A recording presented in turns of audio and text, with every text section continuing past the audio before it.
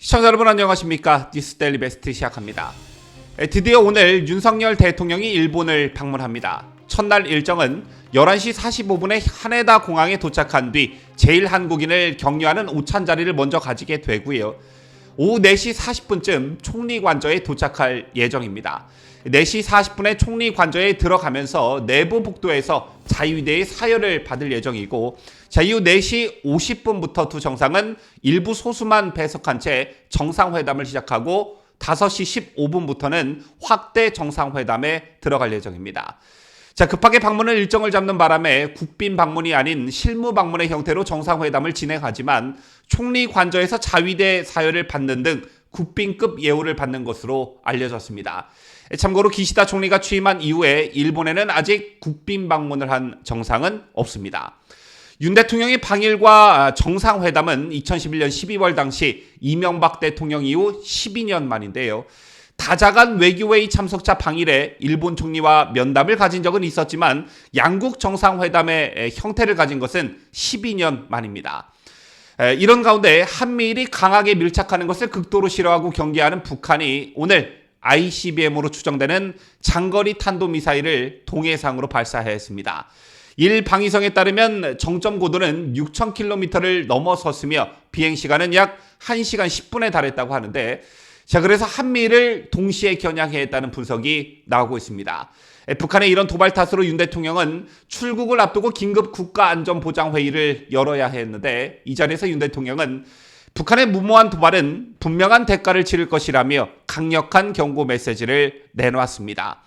또한 한국과 미국, 일본의 북핵 수석 대표들은 오늘 유선 협의를 갖고 북한 도발을 강력 규탄했습니다. 한미일 북핵 수석 대표들은 윤석열 대통령의 일본 방문 전 북한이 장거리 탄도미사일을 동해상으로 발사한 것은 영내 긴장을 심각하게 고조시키는 중대한 도발이라며 불법적 도발의 분명한 대가를 치를 것이라고 경고했습니다. 이런 가운데 항상 북한과 결을 같이 하는 더불어민주당과 민노총 등의 좌파 성향 시민단체들의 반발도 이어지고 있는데요. 지금부터 이 소식 하나하나 짚어보도록 하겠습니다. 우선 먼저 민주당 현역 의원이 현직 대통령을 지칭하며 윤석열 씨라고 말해 논란이 일고 있습니다. 어제 서울 여의도 국회에서 열린 더불어민주당 전국청년위원회의 윤석열 정부 대1구력 외교규탄 기자회견에서 위원장인 전용기 의원의 회견문 낭독이 그 논란의 발단이었는데요. 전용기 의원은 윤석열 대통령의 3.1절 기념사를 끌어와 국민 여러분, 윤석열 대통령은 도대체 어느 나라의 대통령인가? 라고 되물으며 대한민국 대통령이 일제히 식민사관에 정당성을 부여했다. 일제의 침략 책임을 배제한 채 조선사회의 정치, 경제, 사회 구조가 낙후돼 있어 일본의 식민 지배를 받게 됐다는 대표적인 식민사관의 막말이라고 비판했습니다. 전 의원은 그러면서 윤석열 씨는 대한민국 대통령인가 조선의 총독인가라며 윤석열 정부는 피해자인 우리 국민보다 일본 기업 편을 들고 우리 대법원보다 일본 정부의 입장을 더 중요하게 생각하는 듯하다, 이렇게 말했습니다. 그러자 국민의힘이 강하게 반발했는데요. 국민의힘은 민주당은 반일 감정 선동에 여념이 없다며 특히 윤석열 씨 표현을 들어 전 의원의 기자회견을 강도 높게 비판했습니다. 그러면서 2017년 당시 조원진 대한애국당 대표의 문재인 씨 지칭에 강하게 반발했던 민주당 반응을 끄집어냈는데요. 2017년 12월 당시 문재인을 겨냥해 문재인 씨라고 지칭한 조원진 대한애국당 대표를 두고 박홍근 민주당 원내수석 대표는 이런 분을 같은 시대 동료 의원으로 두고 있다는 게 부끄럽다, 이렇게 맹비난한 바 있습니다. 그렇다면 박홍근 원내대표는 윤석열 씨라고 한 같은 당 전용기 의원에 대해선 동료 의원으로 두고 있는 게 부끄럽지 않은지 한번 묻고 싶은데요. 그리고 또 한 가지, 요즘 제가 계속해서 강조하고 있는 민주당의 내로남불의 연장선, 선택적 분노가 여기에서도 드러나고 있다는 점입니다.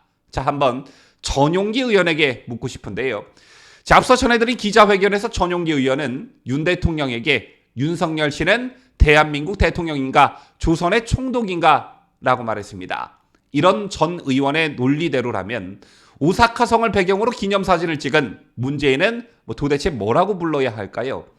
문제는 2019년 6월 28일 일본 오사카 영빈관에서 열린 G20 정상회의 때 오사카성을 배경으로 기념사진을 찍었습니다. 오사카성은 1583년에서 1589년 도요토미 히데요시가 건축한 성이 그 원형인데, 히데요시는 이곳을 본거지로 일본을 통일한 뒤에 성이 완공된 3년 뒤인 1592년 임진왜란을 일으켰습니다. 임진왜란으로 큰 고통을 받았던 피해국 정상이 이를 배경으로 촬영에 응한 것입니다. 어디 이뿐입니까?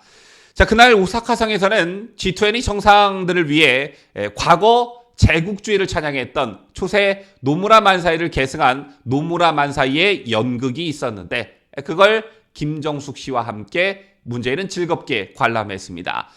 자, 물론 G20 정상회담처럼 다자 외교석상에서 단체 행동을 하는 것을 비판할 의도는 없으나, 사사건건 일본과 관련한 윤 대통령의 모든 사안을 비판의 대상으로 삼는 민주당의 논리대로라면 문재인의 지난 과거 행적도 당연히 비판의 대상이 될 수 있는 것입니다. 더군다나 문재인의 딸 문다혜는 일본의 국사관 대학에 유학한 사실이 있지요. 도쿄에 위치한 이 대학은 명성황후 시해 사건을 일으키고 일본 제국의 조선국권 침탈을 준비했던 극우단체 현양사 계열 인사들이 설립한 학교로 알려져 있습니다. 또 김정숙은 다도를 아주 좋아해 부산에 거주할 때 우라산케 교실에 열심히 다닌 것으로 전해졌고, 장남 문준영은 일본의 유명 애니메이션 작품인 에반게리온의 안노 히데야키 감독으로부터 큰 영향을 받아 지금의 내가 있는 건 일본 애니메이션 덕분이다 라고 인터뷰에서 말하기도 했습니다. 실제로 이런 문재인의 가족사를 거론하며 일부 일본 언론들은 문재인 가족 전체가 친일 성향을 갖고 있다, 이렇게 평가하기도 했습니다. 자, 그리고 민노총 등 좌파 성향 시민단체들이 어제 연 기자회견이 계속해서 논란이 되고 있습니다. 개인적으로 저는 이 기자회견 소식을 접하고 하도 어처구니가 없어서 혼자서 한참을 웃었는데요. 전국민주행동 등 196개 단체는 어제 오전 10시 서울 중구 프란치스코 교육회관에서 기자회견을 열고, 민노총 등 196개 단체가 오는 25일 서울 도심에서 대규모 집회를 개최한다고 예고했습니다. 그런데 이들이 밝힌 집회를 여는 이유와 목적이 논란이 되고 있는 것인데요. 이들이 밝힌 서울 도심에서 대규모 집회를 여는 이유는 윤석열 정부가 출범과 동시에 북한을 적으로 낙인 찍었다는 이유에서였습니다. 북한을 적으로 낙인 찍혔다는 이유로 서울 도심에서 대규모 집회를 연다. 북한을 주적으로 두고 있는 우리나라에서 이게 도대체 웬 말입니까? 영상 초반에 전해드린 대로 오늘만 해도 북한은 우리나라와 우리의 최대 우방국 미국을 겨냥한 미사일 발사를 감행했습니다.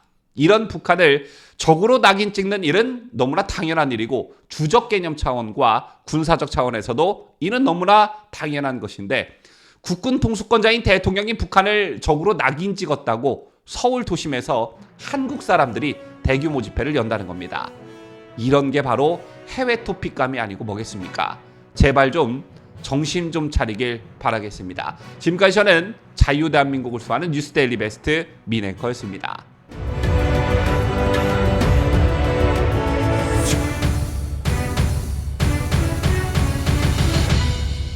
함께해요. 뉴스데일리 베스트.